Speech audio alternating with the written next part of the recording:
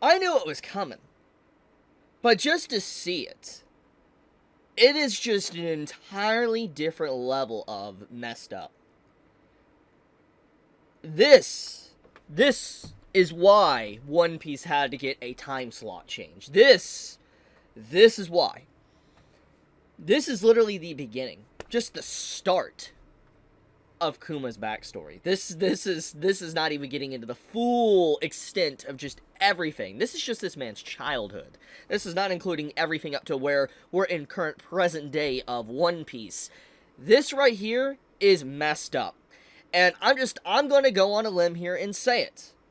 That, this is probably the darkest backstory that we have ever seen in One Piece. The only thing I think that comes kind of close to this, to a degree, would probably be,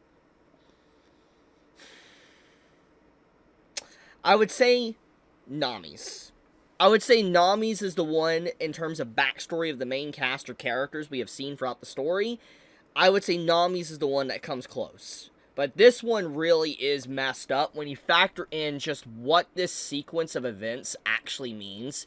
That the father is doing everything he can to cheer his son on, to make him laugh and smile. He's doing a dance like Nika, and then just suddenly this happens. And you're just like, you can just see on Kuma's face, he doesn't even know what to think. The reaction, like, it is just complete, just stun-locked. He has no idea what he just witnessed. And then, as he's trying to gather what he just looked at, you literally have the Celestial Dragons, like, shut up. And basically, what this entire sequence implies is that his dad literally got shot because he was dancing. He was just too loud.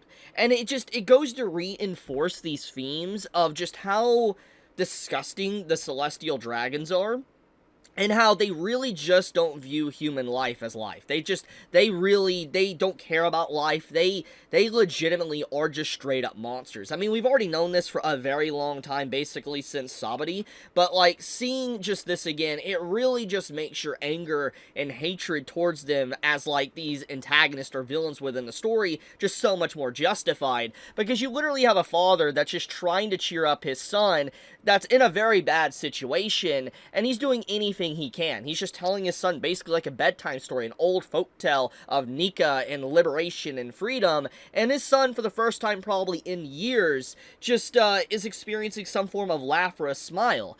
But then it's just taken away just like that. And what makes this sequence just so depressing is that how this backstory starts. Like, I'm just going to showcase this. So literally the beginning of the backstory that we get when Bonney starts to, think about her childhood, we literally see, like, Kuma dancing with her. We see Kuma dancing with Bonney. And it's a very messed up sequence because this is the exact same thing that his father did for him. And I think this really just goes to show that moment in his life was a moment of such, not just despair, but happiness, that it is so messed up. There's multi-layers to that dance, because it's like, it has been so reinforced into his very being, that it's like, he'll never forget that dance that his father did for him, but he will also never forget the tragedy of what happened thanks to his father doing that for him. And it's just so messed up, man. It is legitimately such a messed up sequence. And when you actually tie those two scenes together, I'm not gonna lie, I straight up cried. Like, when I first watched this episode, I cried, because this is sad, man. Like, anyone that can sit down and watch this, okay, and not get any form of emotion, like, you don't have to cry, but if you're not getting some form of emotion in your heart or heavy feelings, I don't know what to say. Like, I don't know how you can get 1,129 episodes deep into One Piece and not feel some form of emotion here, because this is legitimately just freaking sad. And this goes to show really how good of a writer Oda is. Like, let's get into that one. I think this is a perfect segue to really discuss just the writing style of Oda, and when he really has no restrictions, he just pops off. Oda, for a very long time, I think, has demonstrated his best writing capabilities when he does backstories. And the reason for that is because backstories are very free for Oda. He's able to pretty much do anything he really wants in these backstories. And what I mean by that is that he can introduce a bunch of cast of characters that aren't not technically like Straw Hat characters, and he can just do whatever he wants with them. He can literally toss them into a garbage bin, have them have the most tragic thing happen to them, because they're not main cast of characters. And it allows Oda to just put these characters in a situation and allow things to happen that just is crazy dark. And obviously, like the Doflamingo stuff that we saw on that island with Dressrosa, you know, that stuff was messed up. And I think that's where Oda's writing skills really shine, is his backstories, because he's not restricted to, like, okay, I can't kill off these characters because obviously they're the main cast. And as much as people want to argue about that, that's the truth. He can't kill off main characters, because at the end of the day, One Piece is a shonen, okay? And at the end of the day as well, we're not on the final arc of One Piece. So he can't just start killing off characters willy-nilly like that, or it would not be a good thing, okay? It just wouldn't. Like, you can't just, let's say, oh, let's kill off Zoro, let's kill off Nami, let's kill off Usopp, whatever. You can't just do stuff like that. So, like I said, his backstories are very free. He's able to do whatever he wants. And so this entire beginning to Kuma's backstory, it really just paints a very devastating picture, because up to this very point, within the story of One Piece, at least when it comes to the anime content,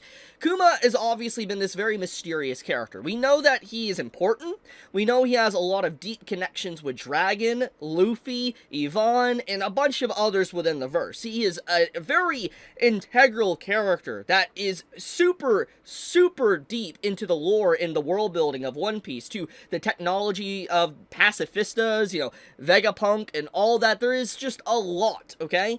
And I think in general, seeing his mystery finally unfold and seeing what type of guy he was with Bonney makes it just so much sadder, because when you look at his character at the final stages of what we have now, he's this soulless robot killing machine, basically.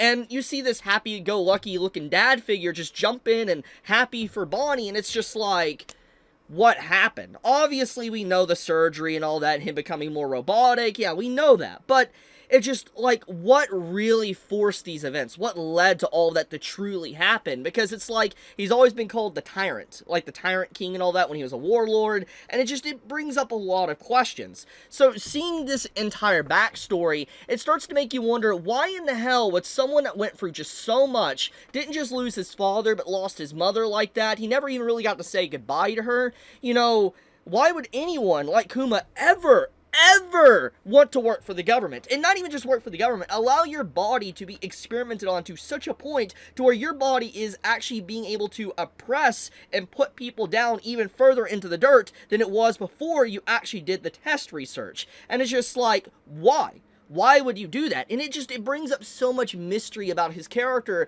especially when you see this, because seeing him being like a crybaby, and there's nothing wrong with him crying. I mean, look, anyone in his situation and dealing what he has done since birth, anyone would cry. Anyone honestly would have just given up already. And the fact that he still stands in despite of it really says a lot about his character, because I think the average individual just would have gave up right at the start. They would not have survived that long, because obviously the Celestial Dragon would have gotten rid of them in some shape or form.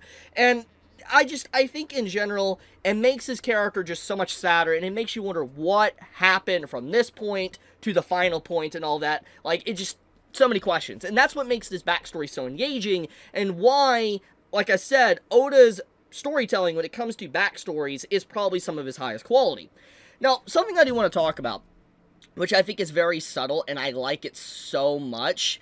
I like the fact that this episode showcases the father. Like, here, I'm going to actually get like an image of it. So when the father starts talking to, you know, Kuma, he's like, you know, what happened to your mother and all that. He tells, you know, him, this, like, what exactly happened, you know, your mother's dead and stuff.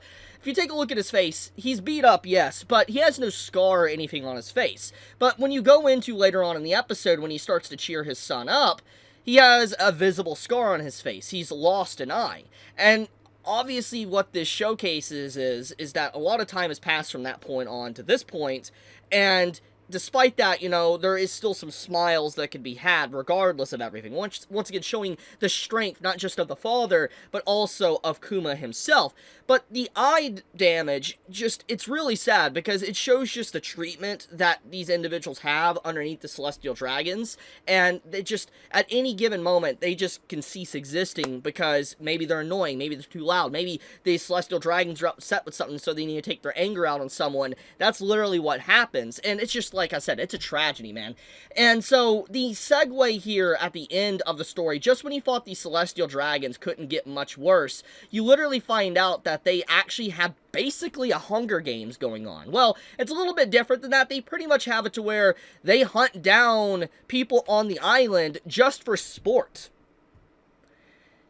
It's, next level, man. It is some next level evil stuff. Just when you thought these people couldn't get much more depraved or whatever, and just evil, you got stuff like this. And we get some introductions to a few characters and stuff within this little segment, but the main takeaway here is that we're on God Valley, which we have heard already and foreshadowed quite a bit already to this very point, thanks to the Wano arc, and so there's a lot of potential here, and we get to see, like, you know, young Yvonne, we get to see Jenny, which is very obvious from her design, she's probably related to Bonney to some degree, and we get to see that they're planning something to be able to get off this island, and we know they obviously do, into some shape or form, because, you know, Yvonne's here, and we know where Yvonne is. This also showcases how they all met, how they became friends, why there was that deep connection throughout Impel Down and everything with Yvonne and Kuma. It just, yeah, there's a lot here. I love this, man. Like, this is legitimately a high quality episode, and it's very understandable why Toei had to do just such a very long break, especially when you just look at this. And this is just the beginning. It's about to get a whole lot more worse. But I love you guys. I want to leave it at that. Thank you so much for watching. Be safe, stay healthy. Chibi out.